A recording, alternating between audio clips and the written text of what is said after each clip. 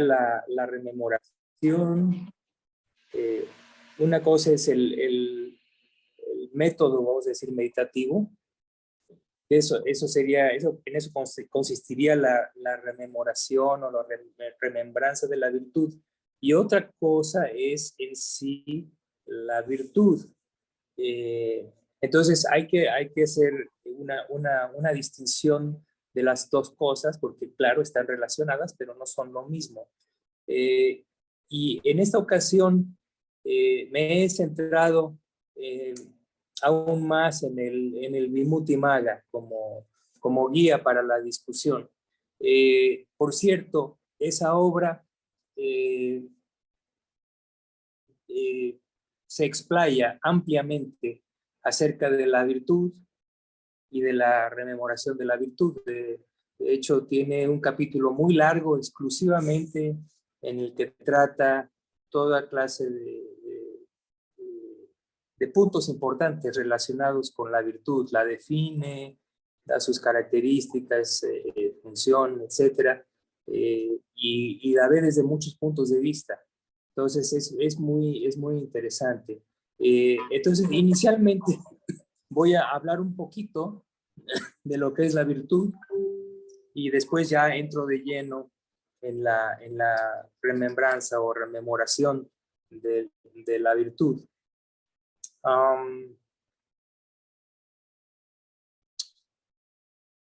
Bien, en el texto abre con la pregunta, ¿qué es la virtud? Entonces, es interesante definir claramente lo que es la virtud, porque a veces se confunde la virtud con la moral. Desde luego que en otros sistemas de doctrina o religiosos o filosóficos va a haber discrepancias, ¿no? Pero con respecto a la postura de la escuela Theravada, ¿no? Pero lo que yo voy a decir más bien se apega a la visión de la escuela Theravada, ¿no? Realmente no me interesa mucho explorar otras definiciones, ¿no? Porque ya con lo que tenemos es suficiente, con lo que habrá que decir es muchísimo. Entonces, digamos que la virtud en relación con la moral es un término que podríamos decir que es más amplio, ¿no? Es como si el comportamiento, los lineamientos morales son un subconjunto del comportamiento virtuoso, de la virtud, ¿no? Entonces, eso es importante porque la moral está claramente acotada, ¿no? Los lineamientos morales en el budismo Theravada están claramente acotados y por eso tenemos muy claramente lo que son los 5 preceptos, son 5 preceptos morales. Tenemos también los 8 preceptos, los 10 preceptos, y después viene dentro de la categoría del Vinaya, para los renunciantes, vienen las diferentes categorías, los 227 preceptos de los bhikkhus y son mucho más numerosos los preceptos para las bhikkhunis. No recuerdo exactamente el número, pero está cerca de los 300 preceptos, algo así. Y después vienen, claro, variantes del Vinaya para ciertas comunidades también dentro del budismo Theravada. Por ejemplo, en nuestro siglo se creó una comunidad que se llama la comunidad de las Siladaras.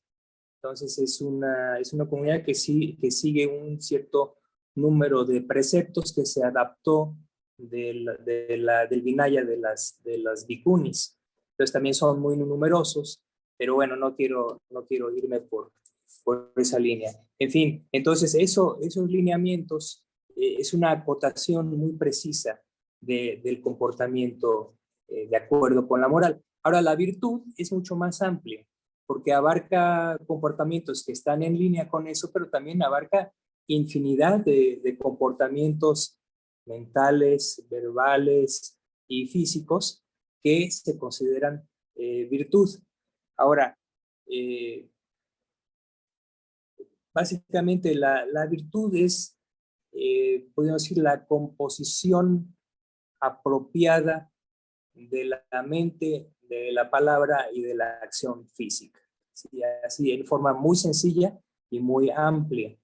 Entonces, eso le permite un rango muy amplio de definición. Ahora, ¿pero qué es la virtud?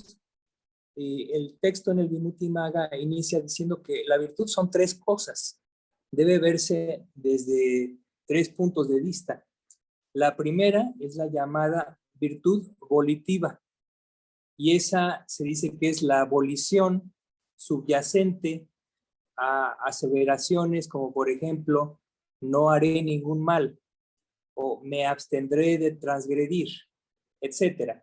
Todas las variantes que puedan ustedes imaginarse relacionadas con eso. Entonces, es la volición, la impulsión de la mente que tiene la intención de no hacer mal, de no transgredir, de abstenerse de todo mal.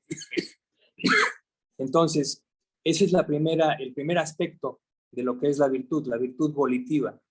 Después viene ya propiamente lo que se conoce como virtud de abstención, y eso es propiamente el mantenerse alejados en forma voluntaria de ocasiones en las que pueda surgir un mal.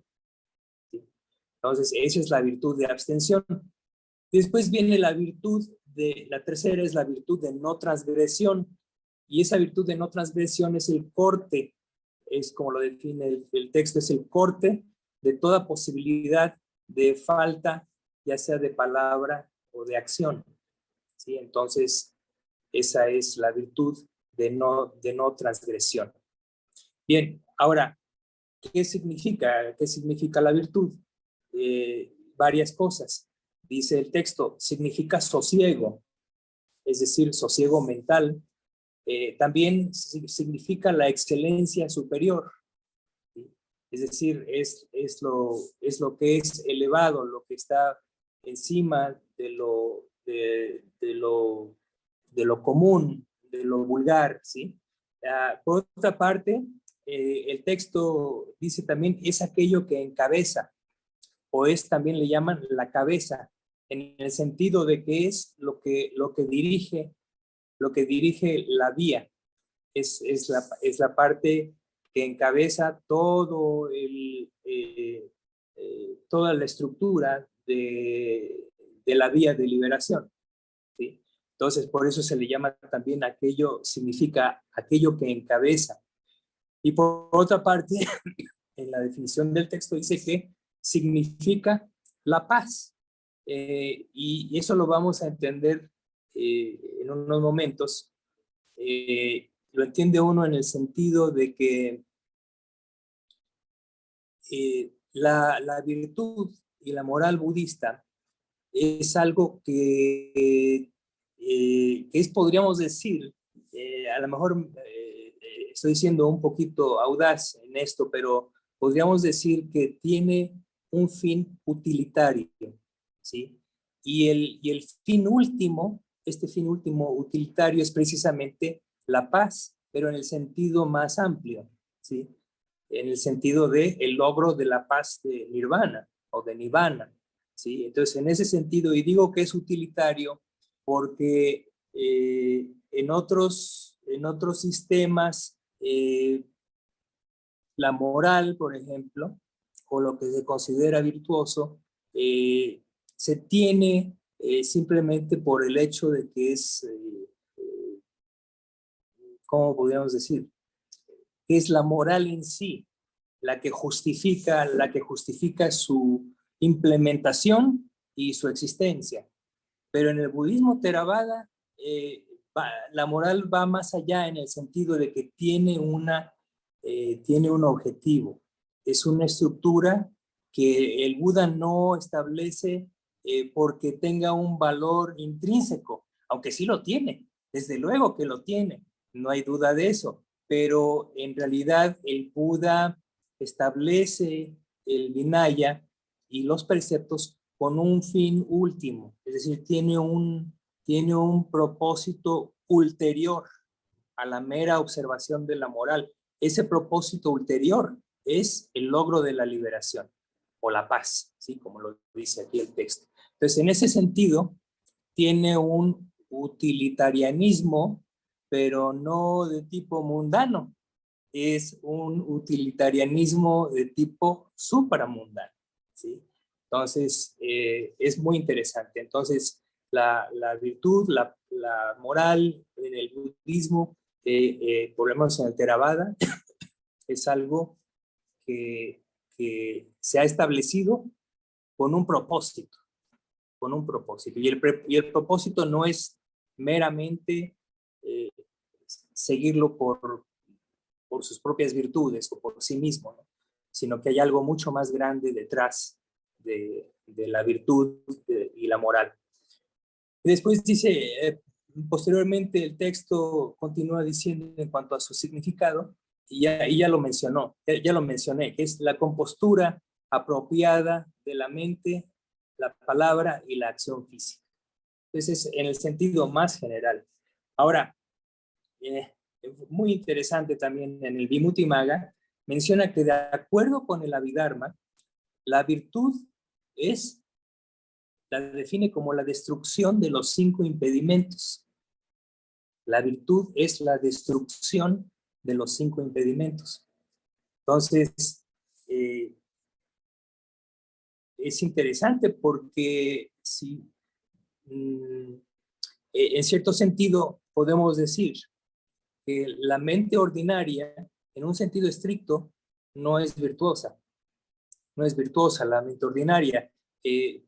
¿Por qué? Porque la mente ordinaria invariablemente está siempre siendo afectada por alguno de los impedimentos. ¿Cuándo es cuando esos 5 impedimentos quedan eliminados? Bueno, hay dos posibilidades. La primera es la supresión de la presencia de los impedimentos a través de la concentración. Y la segunda posibilidad es la eliminación irreversible y completa de los impedimentos a través del logro de las vías y los frutos supramundanos.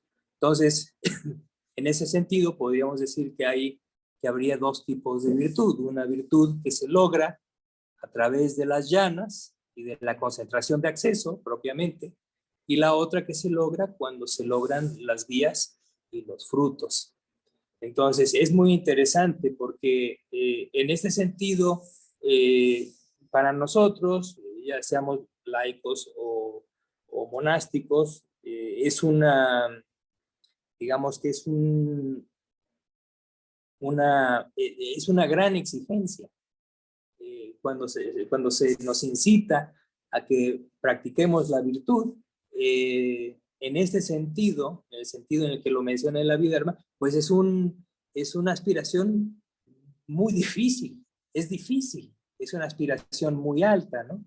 Y claro que el completar la virtud puede hacerse en forma momentánea, o podríamos decir parcial, ¿no? Si la persona al meditar logra como mínimo la concentración de acceso, entonces ha desarrollado un grado elevado superlativo de virtud. Antes de eso, la virtud no tiene pureza absoluta o completa, ¿no? Ahora bien, nuevamente, lo que me gusta mucho del Vimuttimagga es que en todos los términos importantes siempre nos da el análisis definitorio de las categorías del Dhamma, ¿no? Que consiste en 4 cosas que se tienen que enunciar para poder definir algo, ¿no? La característica de ese algo, su función, su manifestación y su causa próxima. Entonces, para el caso de la virtud, tenemos aquí el texto nos da el desglose. Dice que la característica de la virtud es la remoción de la ausencia de dignidad mediante la dignidad. Es una definición, que no se espera uno, ¿no? Pero si uno lo reflexiona con mucho cuidado, sí tiene sentido. Podríamos decir, en este sentido, que el ser humano, por ser humano, tiene una cierta dignidad, ¿sí? Y esa dignidad tiene que ver con valor. Ahora, el Buda nos dice, para que entendamos esta primera característica, el Buda nos dice que una persona se considera humana solamente si no transgrede los 5 preceptos. Entonces, esa es la raya, ese es el límite, esa es la frontera, por decirlo así, para decidir si una persona es humana o no es humana. El Buda dice que aquellos que transgreden los 5 preceptos no pueden considerarse humanos. Entonces, se considerarían subhumanos, ¿no? Entonces, esa dignidad humana en el sentido Theravada es la dignidad de la persona que sigue los preceptos, que tiene ese nivel de virtud propiamente, ¿no? Entonces, esa es su característica. Repito, la remoción de la ausencia de dignidad mediante la dignidad. Después, su función, dice, la función de la virtud es el goce excelente, ¿sí? Entonces, ahora bien, esto puede tomarse nuevamente de dos formas, ¿no? En un sentido final, nos referiríamos al goce excelente que se logra en el momento de la liberación, ¿sí? En el momento en que se destruyen los encadenamientos o las corrupciones mentales, ¿sí? Entonces, ese es un momento de goce excelente, ciertamente, pero también, nuevamente, en un sentido un poco inferior, podríamos decirlo, su función es crear en la mente el factor mental de gozo o goce, en Pali piti. ¿Por qué? Porque ya lo vamos a ver más adelante. Ese factor mental es un componente yánico, ¿sí? Y voy de regreso al sentido utilitario de la virtud en el budismo Theravada.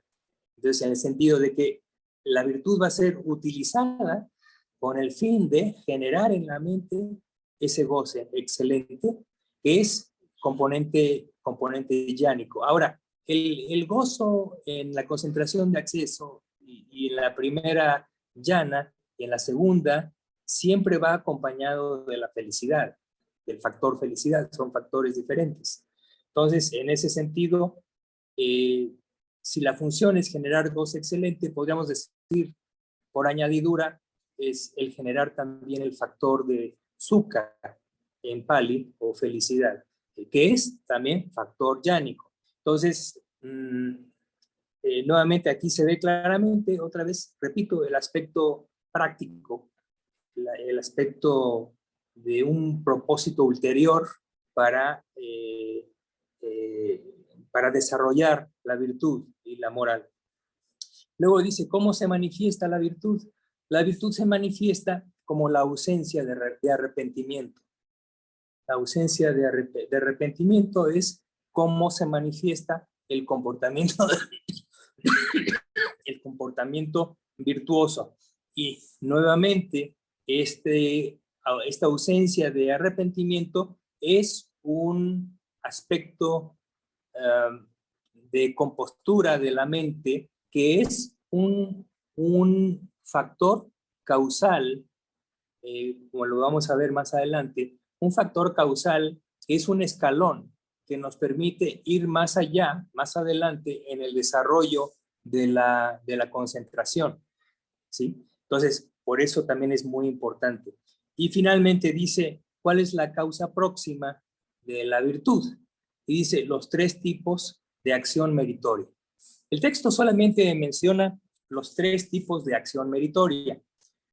Ahora bien, en el Canon Pali hay diferentes referencias a esto. Hay 2 principales. Una dice que esto se refiere a obras meritorias llevadas a cabo mediante acción física, mediante acción verbal y mediante acción mental. Esa es una forma de verlo. Y la otra forma es, el Buda dice, específicamente creo que es en el Itivuttaka, dice que los 3 tipos de acción meritoria son las obras de generosidad, las obras de renuncia y las obras de autodominio. ¿Sí? Obras de generosidad, obras de renuncia y obras de autodominio. ¿Sí? Entonces, esas son las causas próximas de la virtud. Pero ahora, bien, entonces ya tenemos un panorama más o menos muy somero, sencillo de lo que es la virtud. Pero ahora veamos qué cosa es propiamente la remembranza o la recolección de la virtud como práctica meditativa propiamente, ¿no? Entonces dice el texto, ¿qué es la recolección de la virtud? Y simplemente dice en forma muy escueta, mediante la virtud uno rememora la moral pura. Bien, entonces esa rememoración de una moral no disoluta, una moral sin mancha, una moral pura. Eso es lo que es la rememoración de la virtud. ¿Cuál es la característica de esta rememoración? La característica es la concientización del mérito de la virtud. Entonces, cuando practicamos este tipo de contemplación o de meditación, que por cierto entra dentro de la categoría de las meditaciones discursivas, uno trae a la mente o trata de generar conciencia o concientización de los méritos de la virtud como mérito. ¿Cuál es la función? ¿Cuál es su función? Y esto es muy interesante. La función de esta remembranza o de este método meditativo es el permitirnos ver lo temible de las tribulaciones. Nos permite ver lo temible de las tribulaciones. Eso está muy relacionado con 2 categorías de la enseñanza, con la segunda de estas, 2 categorías que se llaman Hiri y Ottappa. Hiri y Ottappa, que el Buda dice que son los 2 grandes protectores del mundo. Hiri propiamente se traduce como vergüenza moral, es decir, la vergüenza que surge por intentar o ejecutar o culminar cualquier tipo de transgresión a la moral. Pues eso es una protección, el generar esa vergüenza o la capacidad que tenemos para sentir esa vergüenza es algo en sí positivo. Ahora, a la que se refiere aquí en cuanto a función de la virtud es la segunda, que es Ottappa. Ottappa significa el temor, pero no es un temor de aversión, es un temor sano, por decirlo así, a las consecuencias de transgredir la moral. ¿Sí? El temor a las consecuencias de transgredir la moral, y esto tiene que ver íntimamente con nuestra noción del karma y nuestra noción de causa y efecto en el plano de lo moral. ¿Sí? Entonces, repito, la función de esta recolección, de esta práctica, es permitirnos ver lo temible de las tribulaciones. ¿Por qué? Porque toda tribulación personal, colectiva, humana, dejémoslo en el rango del humano, es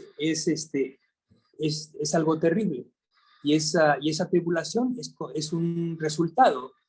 Lo desagradable de esa tribulación es un resultado kármico. Recuerden que el karma finalmente siendo una acción, una volición, finalmente incide en la sensación. Entonces, toda sensación desagradable que uno experimenta a través de las tribulaciones es, en una buena parte, resultado de un karma malsano, ¿sí? Entonces, uno, a través de esta recolección, uno debe tratar de ver lo temible de lo que son estas tribulaciones. ¿Con qué propósito? Pues con el propósito precisamente de cortar, de abstenerse, de mantener la volición hacia el no hacer ningún mal. Bien, después viene ¿cómo se manifiesta esta remembranza? Bueno, se manifiesta en el estado mental que se logra. Es decir, aquí lo define el texto como es la morada sin disturbio de la mente, en quien rememora la virtud, por supuesto, ¿no? Entonces, se manifiesta como una morada sin disturbio, es decir, un estado mental de calma, de tranquilidad, de sosiego, ¿sí? Y finalmente, ¿cuál es la causa próxima? Y dice que la causa próxima del generar propiamente la remembranza adecuada de la virtud es la apreciación de la insuperable felicidad de la virtud. Entonces también esta es una oración muy cargada de significado, ¿no? La apreciación de la insuperable felicidad de la virtud. Ahora, nuevamente, la práctica de la virtud genera diversos tipos de felicidad. Entonces, por ejemplo, el primer tipo de felicidad es lo que ya mencionamos anteriormente, la ausencia de remordimiento. La ausencia de remordimiento cuando no hay transgresión. Esa ausencia es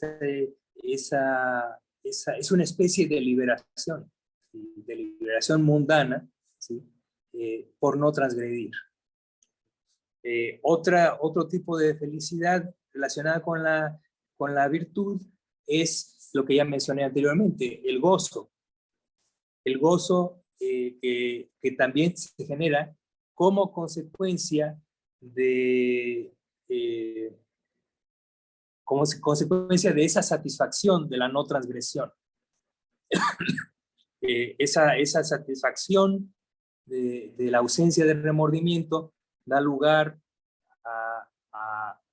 al gozo y posteriormente da lugar a tranquilidad y a felicidad. A la felicidad en el sentido del factor yánico. Por eso el Buda dice que una mente concentrada es una mente feliz y una mente feliz es una mente concentrada en ese sentido. Pero esa felicidad a la que nos referimos, la felicidad de la concentración, viene de un previo gozo, ¿sí? Y viene de una previa satisfacción y de una previa serenidad que se generaron a través de la virtud. Entonces, de ahí la gigantesca importancia de la práctica de la virtud. Es fundamental. Claro, lo entendemos si analizamos el noble octuple sendero, sabemos que está dividido en 3 partes: sila, samadhi, pañña, es decir, la moral, la concentración y la sabiduría. Entonces, es una de las 3 partes fundamentales de la vía. Entonces, de ahí la importancia. Ahora, les voy a leer lo que dice el texto acerca de los beneficios de la rememoración de la virtud. Dice, el primer beneficio es que uno honra al maestro. Es decir, el maestro supremo es el Buda. Y cuando uno practica comportamientos virtuosos, uno está honrando al maestro. Y esto es muy meritorio, por supuesto. Después, uno estima la ley, como dice el texto, es decir, el Dhamma. Uno estima la ley del Dhamma y por eso uno desarrolla convicción en el comportamiento virtuoso. El tercero es, uno estima a la comunidad de bhikkhus, a la sangha. ¿Por qué? Es muy natural, porque la sanga es el bastión de la virtud, podríamos decir. Y por eso también nosotros como laicos especialmente vemos hacia arriba, ¿sí? En cuanto a la virtud. Ese bastión de virtud es el ejemplo de la comunidad monástica, hombres y mujeres, ¿no? Ordenados, la sanga convencional. Bien, después el cuarto es, uno respeta los preceptos de la virtud. Quinto, uno estima las ofrendas que se dan. Uno las estima, uno estima la generosidad y el dar ofrendas porque sabe que es un comportamiento virtuoso que es meritorio y que tiene consecuencias deseables. Después dice 6, uno se torna diligente, ¿sí?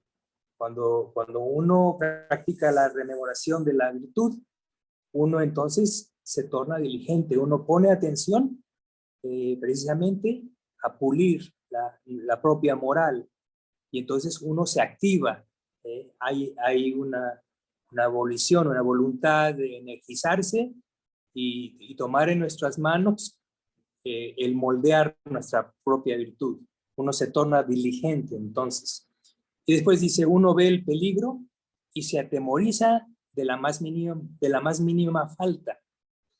Cuando no hay rememoración de la virtud, entonces uno no le da la importancia que tiene, entonces uno se torna indiferente, la mente se torna rígida, no es maleable, y entonces uno deja pasar pequeñas faltas, ¿sí? Uno dice, eso no importa, no importa si me tomo una copita o dos, no pasa nada, ¿no? Esa actitud es algo que se desvía completamente de esta práctica. Cuando uno rememora la virtud, uno se va volviendo más y más preciso, ¿sí? En cuanto a los lineamientos morales. Recuerden que los lineamientos morales, los preceptos, son algo que es susceptible de evolución, es susceptible de desarrollo, ¿sí? Es decir, nosotros nos encontramos, cada uno de nosotros, en un cierto nivel, pero mientras no seamos arahants, ese nivel es susceptible de ser mejorado, de ser refinado, ¿no? De ser desarrollado, hasta que llega a su culminación en el logro del estado de arahant. Bien, el octavo beneficio de la virtud es que uno se protege a sí mismo. A través de la virtud, uno se protege a sí mismo. ¿Por qué se protege uno?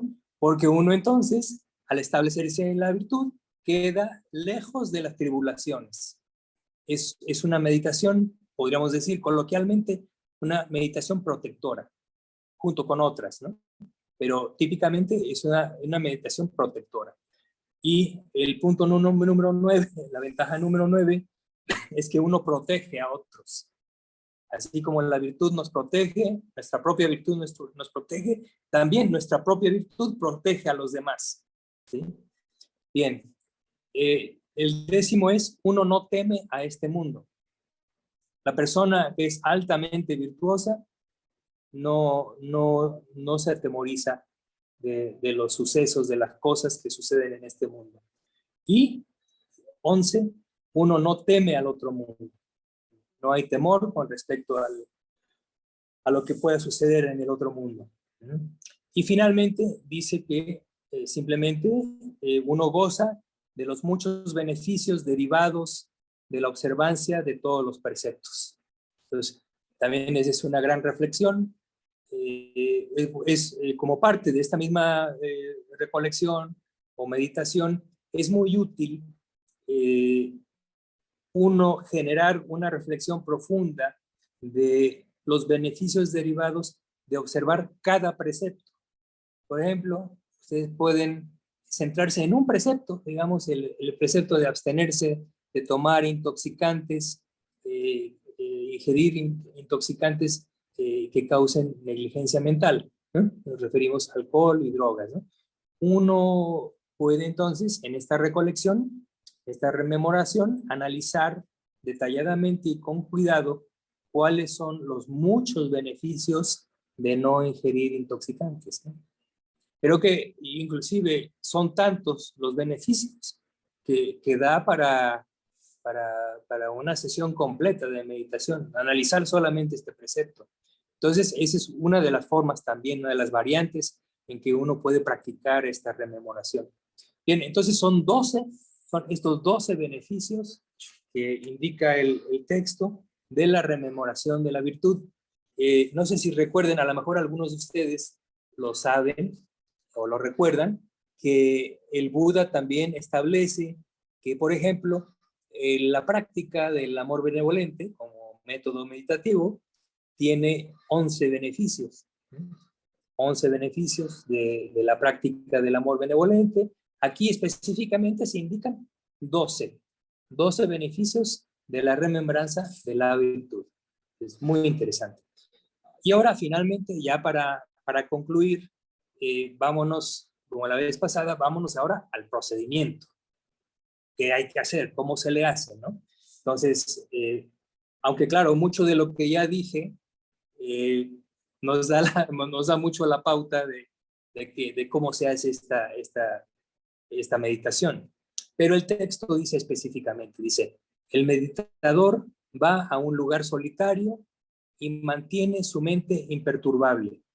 Entonces rememora a saber, mi virtud no está rota, no tiene defecto, se encuentra sin mancha, impecable, con la capacidad para lograr la liberación y es alabada por los sabios, inmaculada y conduce al logro de la concentración. Ahora bien,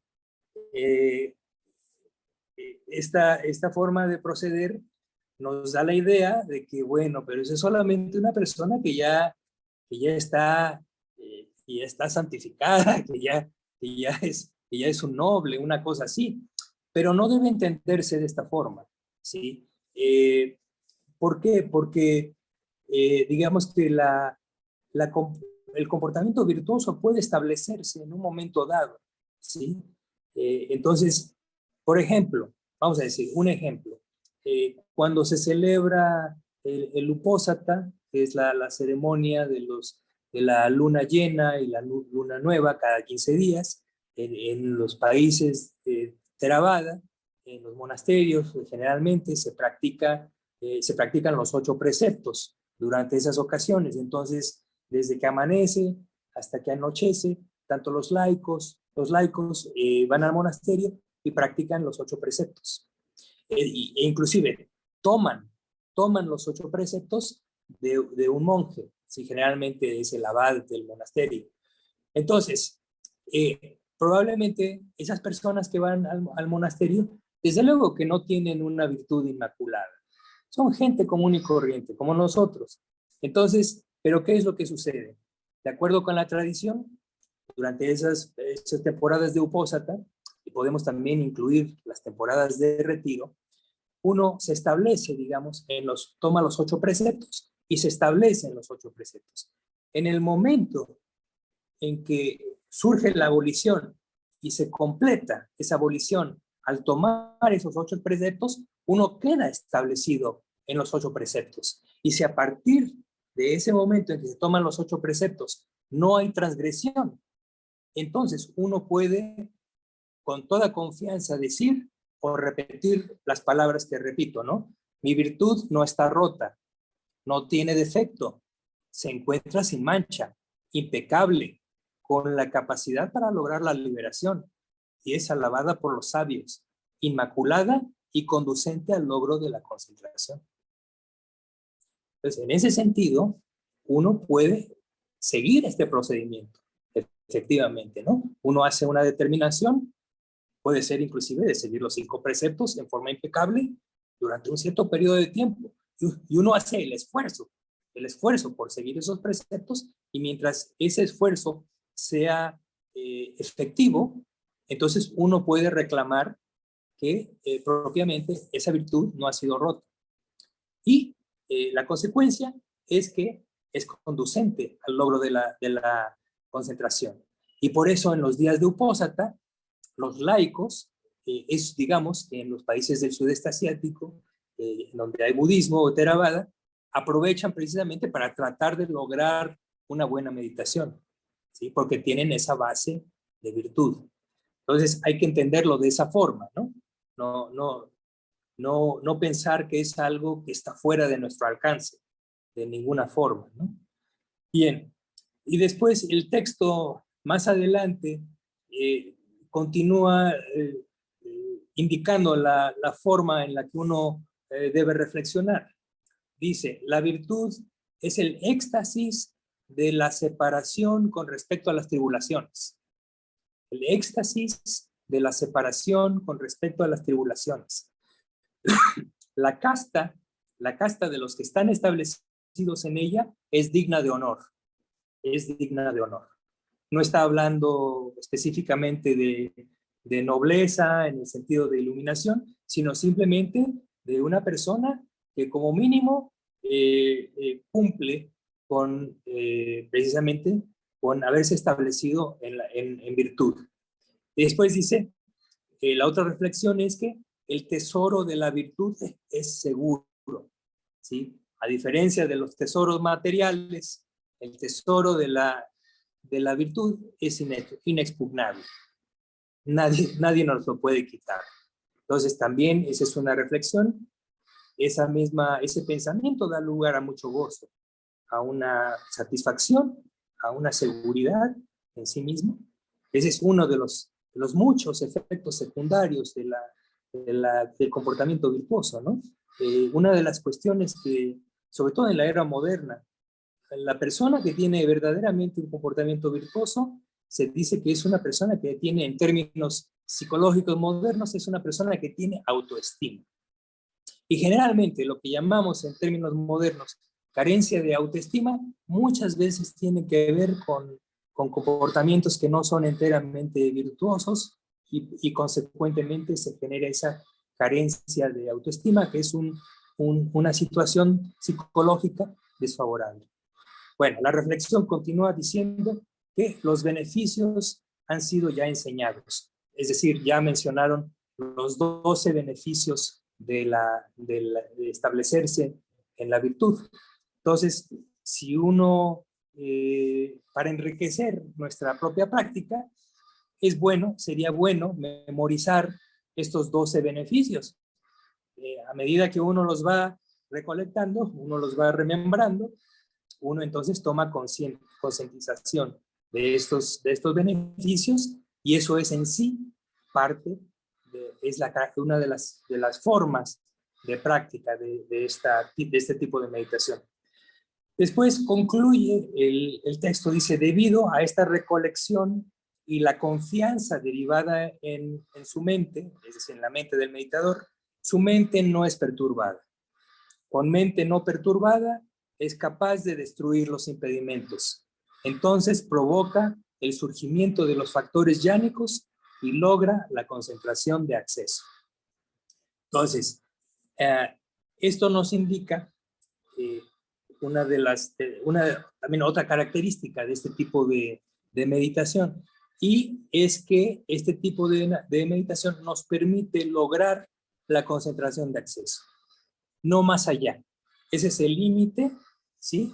Y ese es el fruto final de la remembranza o la recolección de la virtud. Pero la concentración de acceso es suficiente para ir más adelante. Entonces, digamos que es el mínimo requerido para ir más allá en la vía, ¿no? En el desarrollo de la vía. Y finalmente hice unas anotaciones que ya no son del texto, son mías, pero creo que son muy importantes también cuando uno desarrolla este tipo de práctica. Y lo que digo es que es posible desarrollar contemplaciones adicionales acerca de la virtud, tales como, por ejemplo, el reconocimiento de que muchos seres renacen como devas, principalmente debido a su virtud, como humanos, ¿no? Entonces, esa es una remembranza que va ligada con la remembranza o la rememoración de las deidades, ¿sí? Que es la siguiente que quisiera yo discutir. Va a ser el siguiente tema, la rememoración de las deidades. Entonces, esa es una forma de precisamente apreciar los frutos de la virtud. Después dice que también puede reflexionarse en cómo los preceptos y los modos de comportamiento virtuoso representan dos cosas. Por una parte, un regalo, ¿sí? Y por otra parte, una protección para todos los seres, ¿sí? Entonces, típicamente también esto es enseñanza del Buda, simplemente la estoy incluyendo como parte de esta metodología, ¿no? Uno reflexiona que cuando uno sigue, por ejemplo, los 5 preceptos, uno está practicando la virtud, pero al mismo tiempo uno practica la generosidad. Esa es una cosa muy curiosa, pero es muy profunda, ¿no? ¿Por qué la generosidad? Porque cuando uno sigue los preceptos, si uno sigue, por ejemplo, el precepto de abstenerse de matar, de tomar la vida de otros seres o la misma, uno está regalando a otros seres seguridad, confianza y ausencia de temor. Ese es el gran regalo de una persona que se abstiene de matar, ¿sí? Y así sucesivamente, si analizamos los 5 preceptos, y es más, se los dejo de tarea, sugiero que analicen cada precepto y en qué forma cada precepto es un regalo hacia nosotros mismos y hacia los demás seres en el universo. Bueno, ese es un aspecto. Y el otro es que los preceptos y los modos de comportamiento virtuosos consisten en una protección para todos los seres. Eso ya se había mencionado también anteriormente. También es un amplio campo de reflexión en qué sentido es una protección. Bien, finalmente, por otra parte, al recolectar la virtud, uno analiza la secuencia causal que parte de la virtud y concluye en la destrucción de las corrupciones, la liberación y el conocimiento de la liberación. Esta es una parte extremadamente importante para entender el sentido profundo y, repito, el sentido utilitario del desarrollo de la virtud. Y ahora lo que quisiera hacer es, voy a tener que traducirlo así como va, porque está en inglés, pero les voy a leer este sutta del Buda. Es el primero de la sección de los 10 en los discursos del Anguttara Nikaya, es decir, de la colección de discursos por orden numérico. Entonces, esta colección, en la sección, en el capítulo de los 10, abre con este discurso. Generalmente en todas las colecciones del canon, en los discursos de orden medio, en los largos, siempre el primer discurso de cada sección ha sido escogido precisamente por aquellos que ordenaron el canon. Se ha escogido generalmente como de suma importancia, de gran prominencia, por eso lo ponen en el primer escalafón, en el número 1 en el orden, en cada caso, ¿no?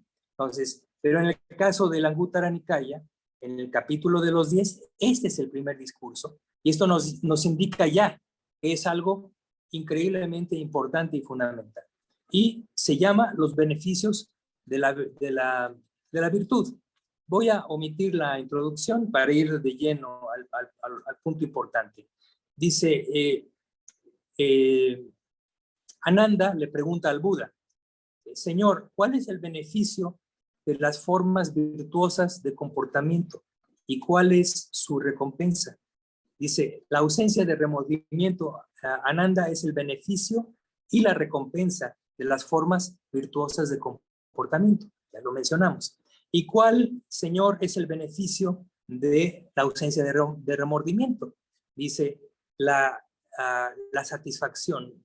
La satisfacción es el beneficio de la ausencia de remordimiento.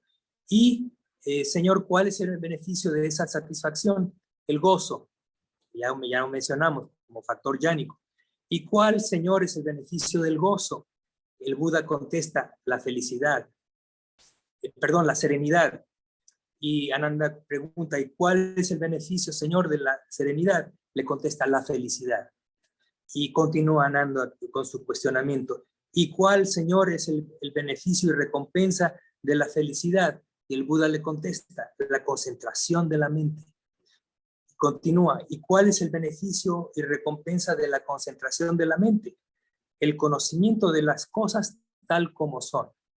¿Y cuál, Señor, es el beneficio y la recompensa del conocimiento y visión de las cosas tal como son? Y contesta el Buda, la revulsión y el desapasionamiento. Es decir, la revulsión y el desapasionamiento con respecto a la existencia, con respecto a lo mundano, ¿sí? Y continúa Ananda, dice, ¿y cuál, Señor, es el beneficio y recompensa de la revulsión y el desapasionamiento? Y dice el Buda, ese beneficio, ese beneficio y recompensa es el conocimiento y visión de la liberación.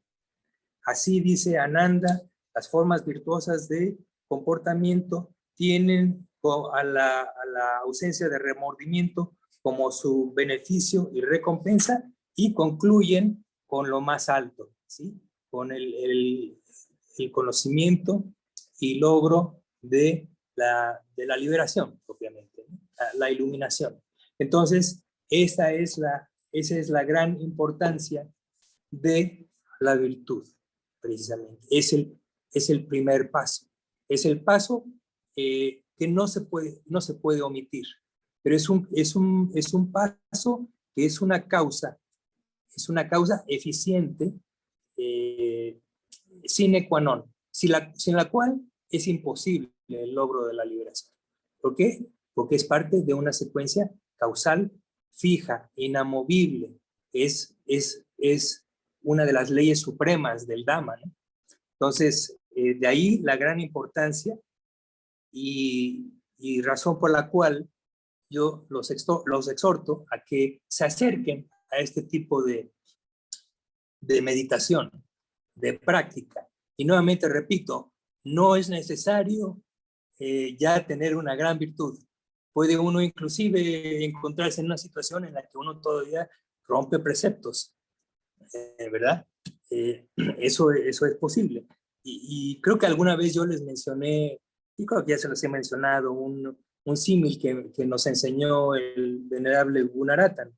Decía, es como una persona que quiere meditar, es como una persona que va al mar y quiere nadar en el mar, pero no ingresa en el agua porque hay oleaje.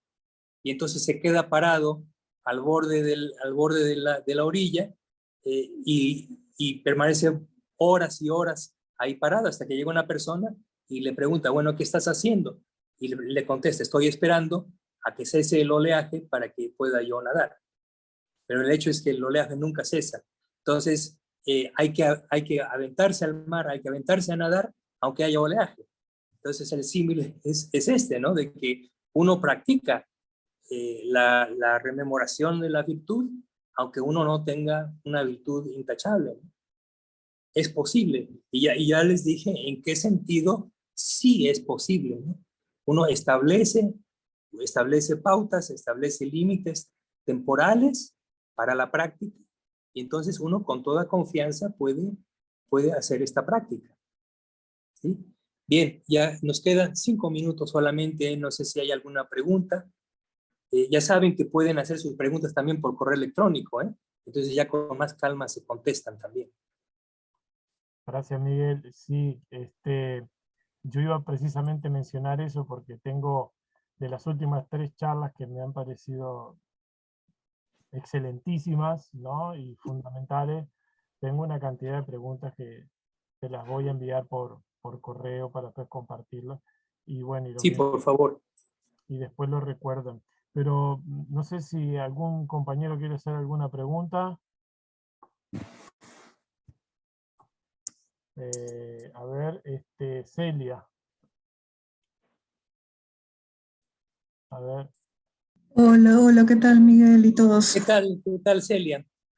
Sí, yo tenía una consulta. Muchas gracias por la charla, muy buena. Según lo que has dicho de la virtud, mi consulta es, ¿cuál es la relación de la descripción que has dado de la virtud con los 10 paramitas o con los 4 brahmaviharas? ¿Hay alguna relación o no?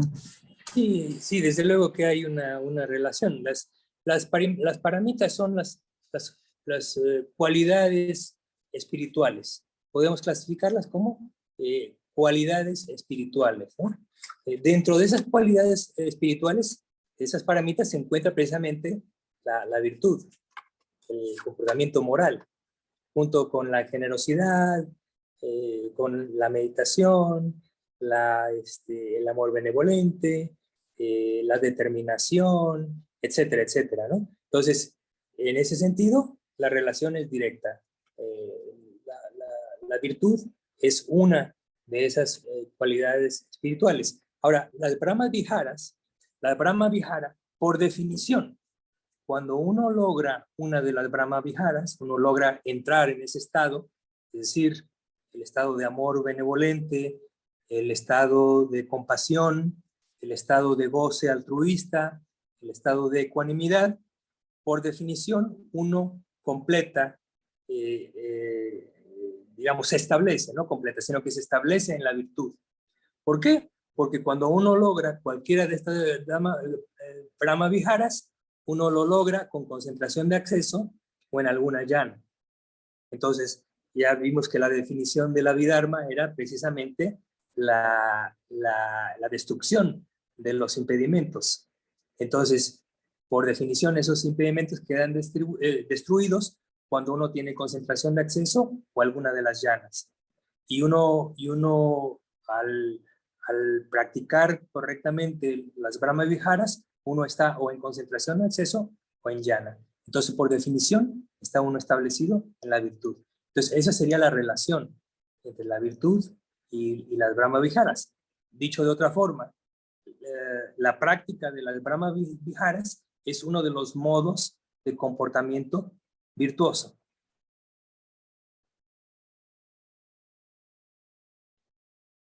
Por cierto, me notificaron aquí, me recordaron que son 311 las reglas de las bhikkhunis, los preceptos de las bhikkhunis, son 311. Concentración, me preguntan qué es la concentración de acceso. La concentración de acceso es el nivel, digamos que es el primer nivel superior de concentración, para decirlo en palabras muy sencillas, ¿sí? Podríamos decir que es el primer nivel de concentración extraordinario, porque nosotros podemos fácilmente entender que hay situaciones en que nosotros los humanos podemos concentrarnos altamente, ¿sí? En algo. Muchas veces nos absorbemos en el estudio, por ejemplo, en el análisis de algún asunto, y se dice que estamos altamente concentrados. Pero eso no es lo que se conoce concentración como concentración de acceso. Esa es un tipo de concentración que, aunque es muy elevado, no resulta ser extraordinario. Lo extraordinario de la concentración de acceso consiste en el hecho de que ese estado mental, el que se logra durante esa etapa, está completamente, es un estado mental en el que los impedimentos mentales están ausentes porque han sido suprimidos por efecto de la misma concentración. Los impedimentos mentales, recordemos, son, por definición, el deseo sensorial, la aversión, letargo y torpeza mental, agitación y preocupación y duda. Entonces, cuando hay concentración de acceso, esos, de hecho, estrictamente son 7, pero se clasifican como 5, esos quedan completamente suprimidos, es decir, no se manifiestan en la mente. El símil es de una gran roca que se ha puesto encima de pasto, de un área, de un pastizal, y mientras esa roca esté sobre esa área, el pasto no crece. No crece porque ha sido suprimido por el peso, por la presión de la roca. Entonces, en el símil, En forma análoga, la concentración mínima para lograr esto es la concentración de acceso. Digamos que el peso o la presión de esa concentración impide que se manifiesten mentalmente alguno de estos impedimentos. Y eso, por definición, es un tipo de pureza mental. Y por definición también es establecerse en la virtud. ¿De acuerdo? Se llama, se llama de acceso porque permite a la mente acceder a los estados ánicos. Exactamente. Por eso se le llama, de acuerdo con los comentarios, concentración de acceso. Es un término propio de los comentarios. Hay que aclarar eso. No, la concentración de acceso no se menciona en el canon. Es en los comentarios, pero prácticamente todos los maestros, casi todos los maestros, lo aceptan completamente como definición por ser una cuestión no solamente lógica, sino algo que puede ser comprobado en la práctica. Sí. Okay. Bueno, se nos fue el tiempo. Bueno. ¿Una pregunta rápida? ¿Una más? ¿Soledad? Sí, Miguel, bueno, agradecerte, y después, en realidad, me quedó como clarísimo en esta reflexión que le hace el Buda a Ananda, cómo realmente se pasa de la meditación samatha a vipassana. Porque muchas veces creemos que es un proceso, que bueno, ahora hago samatha, ahora hago vipassana. Y no es así, sino que es automático como se pasa, automático. ¿No? Ese es un punto excelente, es una excelente observación. Ahí puede ver uno precisamente, si uno no entiende bien la distinción entre samatha y vipassana, perfecto. Ahí está precisamente una de las modalidades, porque hay tres, de entender esta relación entre samatha y vipassana. La primera es aquella en que samatha precede a vipassana, que es el caso de esta exposición en el primer discurso del libro de los 10. Nos describe el Buda cómo primero se logra samatha, se logra concentración, y una vez lograda la concentración, uno inicia vipassana como con la capacidad de ver las cosas tal como son. Ahí, ¿y cómo son las cosas? Pues las cosas son impermanentes, insatisfactorias y anatta, ¿no? Entonces, es precisamente el switch, el cambio de samatha a vipassana. Es la primera modalidad. Recuerden que la otra modalidad es uno inicia con la práctica de vipassana y logra samatha a través de ella. Esa es una modalidad un poco rara, pero es posible. Y la otra es que es un poco popular, por decirlo así. La segunda en popularidad es uno alterna en tándem el enfoque, porque no, samatha y vipassana no son técnicas, son modos de enfoque de la mente. Entonces, uno enfoca la mente, hace samatha, y en base a eso hace una vipassana. Ese vipassana fortalece samatha, regresa uno a samatha, y así, y va uno, inclusive en una misma sesión de meditación, uno puede hacer de estas dos cosas. Es una cosa muy hábil, pero se requiere una grandísima destreza mental. Tener mucha presencia mental, mucha atención plena con comprensión clara para poder hacer este tipo de práctica, ¿no? Pero para no dejarlo fuera, el Buda menciona estas tres posibilidades. Pero la típica es la que menciona Soledad. Samatha, vipassana es precedida de samatha. Y el Buda lo explica en detalle, el detalle de cada causa y efecto, conducente de la virtud, conducente a samatha, conducente a vipassana y finalmente conducente a la liberación. Los tres pilares. Los tres pilares están ahí. Esta descripción es una descripción clara de la vía. Sí, perfecto. Descripción clara de la vía. ¿De acuerdo? Bueno, me tengo que ir. Fue un placer y nos vemos dentro de 2 semanas con la contemplación de las deidades. Que se encuentren bien, contentos y en paz. Muchas gracias, Miguel. Muchas gracias. Hasta luego. Hasta luego. Bueno.